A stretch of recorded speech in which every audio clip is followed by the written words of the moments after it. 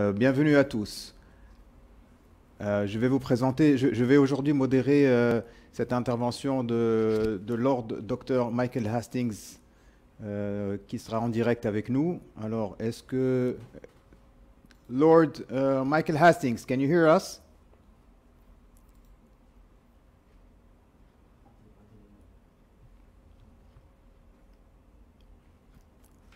Hello? I can hear you. Lord Michael Hastings, can you hear us?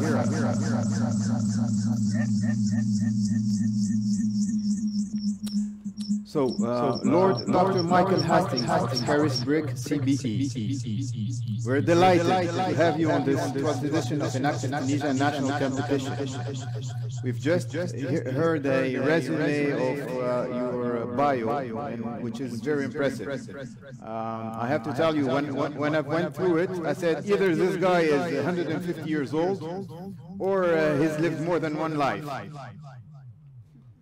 So, just to summarize a couple of points, you are a former BBC Head of Public Affairs, former KPMG Global Head of Citizenship, former trustee at Vodafone, VP of UNICEF, President at Zain, trustee of the Africa Philanthropy Foundation, to name but a few.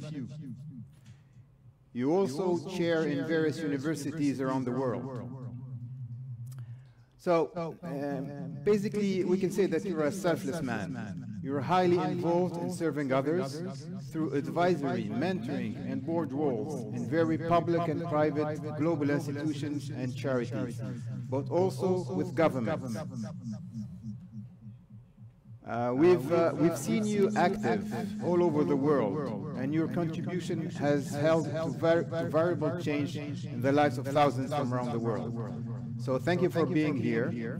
We are glad to have you for the first time to interact with the Enactus Tunisia community.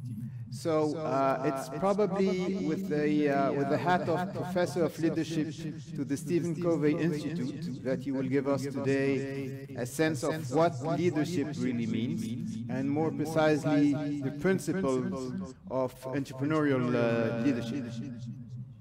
So the floor is yours. Thank you very much. And I hope that the sound is not bouncing around for you as it was for me, but I hope it's reasonably clear, and I'm thrilled to be connected with Enactus, wherever Enactus is in the world, and especially for all of the students connected to Enactus Tunisia who are waiting on judgment and reflection and outcome of their many successful programs. And I want to say, before I make any remarks, congratulations always for getting to this vital point. And even if you didn't make it through at the very end, you've never failed, because you've done something quite significant and very remarkable.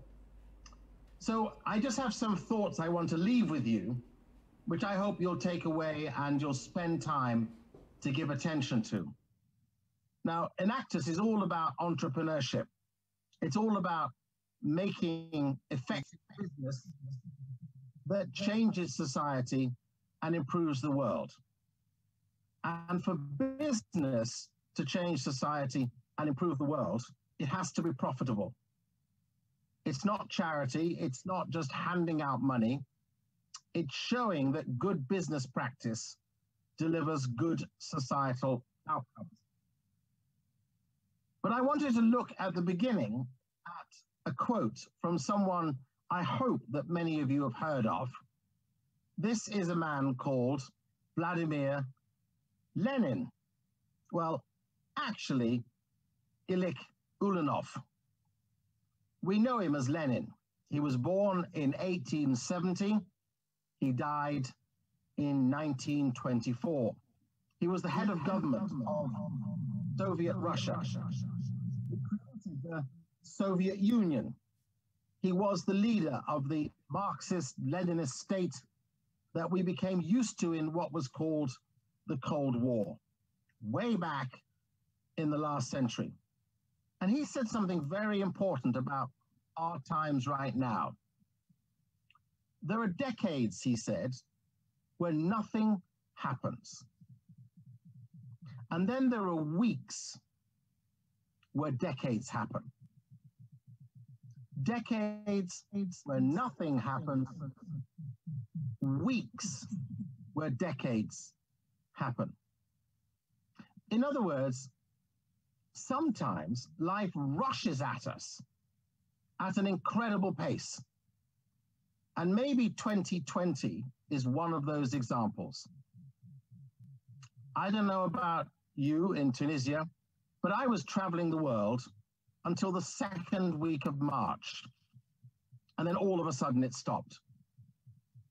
I'd actually been to 5 different countries between January and March. And then this thing called coronavirus turned our world upside down. And maybe you were talking about it in January or February, but I wasn't. I remember the first conversations of coronavirus happening in the first week of March. And then by the time we were into the third week of March, life was changing everywhere.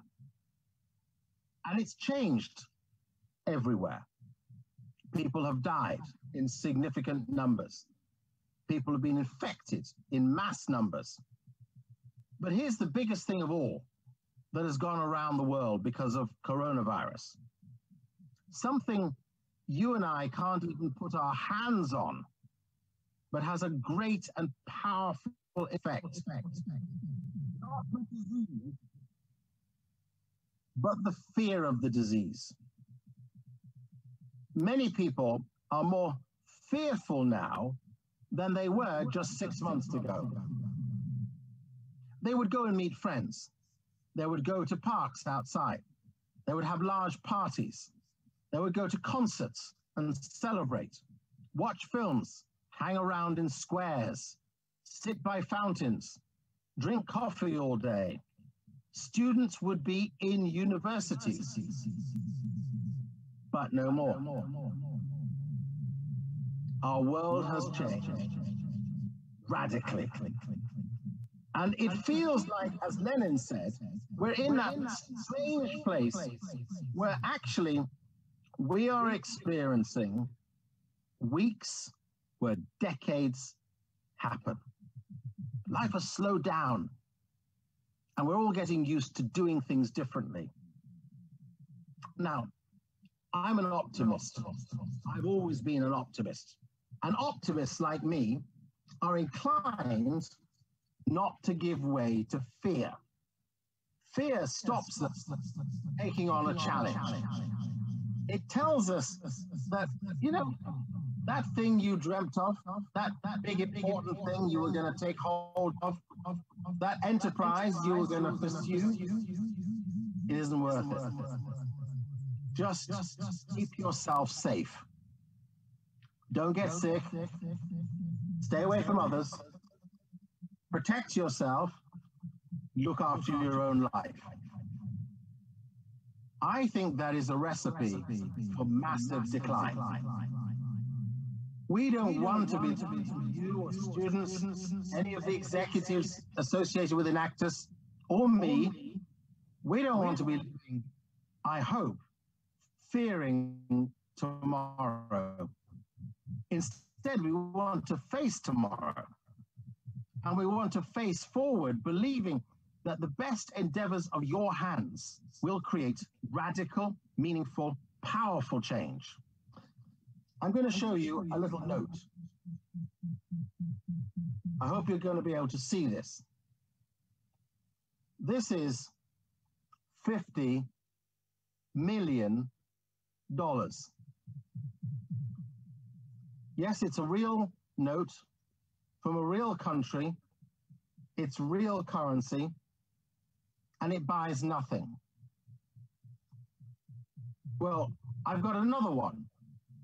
This one is $100 billion. Yes, it's a real note from a real country, and it buys a loaf of bread, maybe a little bit of milk, maybe a pie. how come money can be so big but so useless? Well, it's because bad decisions get made by people in charge, politicians, business leaders, who don't fundamentally respect that for the ordinary, simple person, what you could buy yesterday, you may need to buy today and buy tomorrow. You need stable, profitable, purposeful, generous businesses. You don't need people exploiting, taking from others, destroying, and then fracturing so that you can't make tomorrow work. You can't afford it. By the way, this is from Zimbabwe. This currency is no longer in circulation. There's a different one now. It's not as big, but it's equally as useless. Because at the top of a company or a country, when people take on the opportunity to make their enterprise serve society, but to make their enterprise serve themselves, they destroy the chances of others. So life goes at a slow pace, and the decades get ever longer, and the days feel like decades. But as an optimist, I believe in looking at people too, who've done radically important things in life, changed our societies for the better, shown us better models. You'll all know that somewhere in another place called the United States, they're getting ready for an election. In November, Donald Trump will face the odds. He'll have to see whether it's possible for him to win again. Or will it be a vice president who becomes a president, Joe Biden? It's a hugely important fight. It affects every one of us. It'll affect you in Tunisia. It'll affect me here in London. What decision is made about America affects everybody. The value of our currencies, the strength of our economies, the security of our world. Well, way back, when I was young, when I was nearer your age, there was someone standing for president. His name was Robert Kennedy. His brother, John Kennedy, had been assassinated in 1964. Robert Kennedy was assassinated in 1968. And a year before he was assassinated, he went to South Africa, and he went to a university, and he went to speak to students. And what he said to students then, in 1967, is what I believe students today need to know just the same. He talked to them then about understanding the power of the work of your hands. Not the power of military machines, not the power of controlling government, not the power of religious institutions, not the power of people in big robes, the power of the work of your hands. The things that you and I can do as ordinary people, men and women who have a passion for change, those wonderful ordinary things that we do, which make an extraordinary difference to others. And he said to them that there were certain vital principles they needed to know. 4 principles. And I'm quickly going to give you the 4 principles. First of all, he warned them of what he said was the danger of futility. The belief that there is nothing that one man or one woman can do against all the enormous array of the world's ills, against misery and ignorance and injustice and violence. But he reminded them that many of the world's greatest movements thought and action have flowed from one person who's decided to drive radical change. So that's the first one. Don't think that you, because you're young and because you're a student, look out on the world and it's all too complex. No, great change makers have often come from the youngest people with the greatest vision. The second danger, he said, is what he called the danger of expediency. Let me explain that word. Those who say that hope and beliefs must bend before immediate necessities. In other words, you really believe that it's important to serve the community where you live.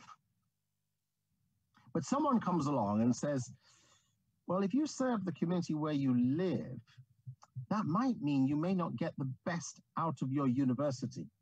So just focus on you and your university time and leave the community to itself. That is giving in to a selfish desire to get just the best for me. His warning was, we're all tempted to be like that. You're tempted in your final year at university to do less Enactus and more hard study for a better degree. Definitely do the more hard study, but don't do the less Enactus, because your heart will become hard if you don't give. The third danger, he said, is the danger of timidity. This is the danger that many of you as young men and women will face in particular. The danger that other people won't approve of what you do. Other people will look at you and say, why are you wasting your time on those small interventions which don't seem to make a massive difference? Is the whole of Tunisia changed because of you? No, but maybe a few are. And for those reasons, it is worth it. Don't do it because other people approve. Do it because you want to improve. Do you get it? Not other people's approval, but your improvement for you and for them. And the fourth danger, and I finish with this. The fourth danger, he said, is comfort. That you and I get great outcomes from our learning, begin interesting, fascinating jobs, earn money, and just relax. Take holidays, enjoy space, buy things, have a nice time. Meanwhile, around us, our world gets tougher, harder, more difficult. You only have to look across the Mediterranean. The people in Beirut. 300,000 were immediately homeless. 200 were immediately known to be killed. 2,000 immediately maimed. We don't know what the final figures will be. But you know, that's within our own community of nations. Comfort is not a bad thing, but endless comfort is a destructive disease. So you think about these four dangers. And as you step into what you do for Enactus and with Enactus, what you do for Tunisia, what you do for your university, is what you're doing for your life. Put your energy into it. Fight not to be comfortable, but be distinct. And unlike that money from Zimbabwe, which is useless, make sure that what you produce is great profit, delivering good outcomes. Have a wonderful competition. Thank you. Lord Haskins, just one question. I think you've been very clear about the fact that things need to change, that we need to be more careful about our community and the environment. environment we're living in. So I think you've been also very clear about the character that the youngsters that are listening to us will have to develop. What advice would you give them to influence their environment and maximize the impact of social entrepreneurship? Well, I would quote one of my favorite people who's no longer with us. Mother Teresa died in 1997. She was a wonderful Albanian Indian nun who became famous all over the world for her extensive and passionate service. She was known for who she gave to and what she gave to them. And she said something which I've never forgotten, and of course I remember her well. She said, not many of us can ever be known as or called great. We're not going to be president or prime minister. We're not going to be king or queen. We're not going to be chief executive or chairman. No, not many of us can be known of as great. But all of us, she said, can do small acts of generosity with great love. And in the collection of the small acts, history is written. So that's what I say to those who ask, how can I? The answer is start something small, but don't stop.